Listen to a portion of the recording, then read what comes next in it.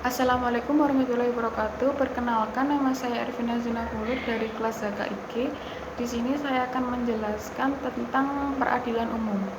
Yang pertama, pengertian peradilan umum. Peradilan dalam bahasa Inggris disebut judiciary dan respect dalam bahasa Belanda.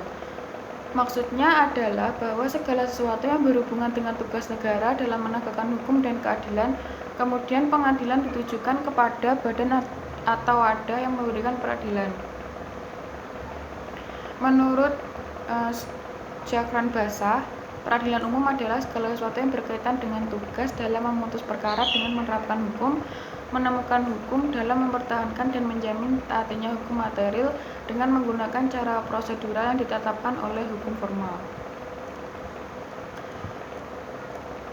Peradilan umum terdiri dari pengadilan negeri dan pengadilan tinggi. Yang pertama, pengadilan negeri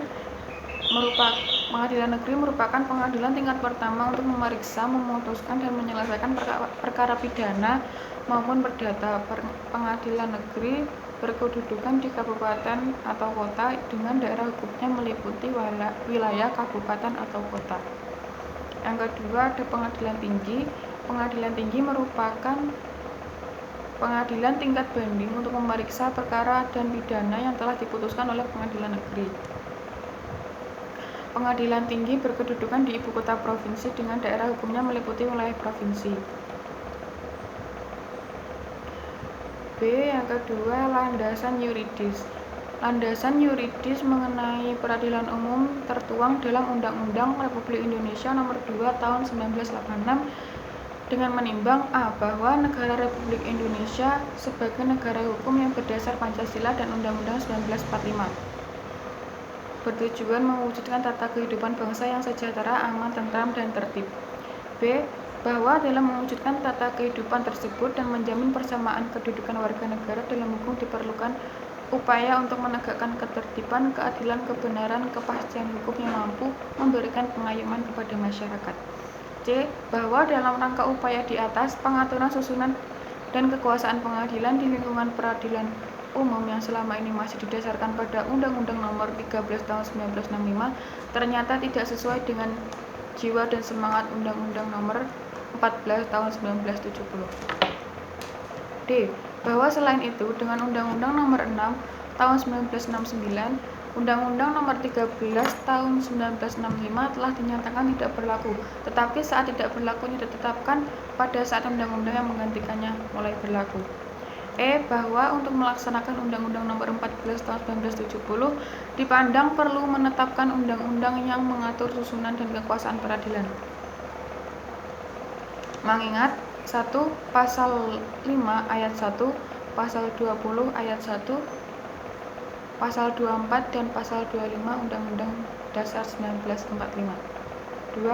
Undang-Undang Nomor 14 Tahun 1970 tentang ketentuan-ketentuan pokok kekuasaan kehakiman Lembaran tahun 1970 Nomor 74 Tambahan Lembaran Negara Nomor 2951.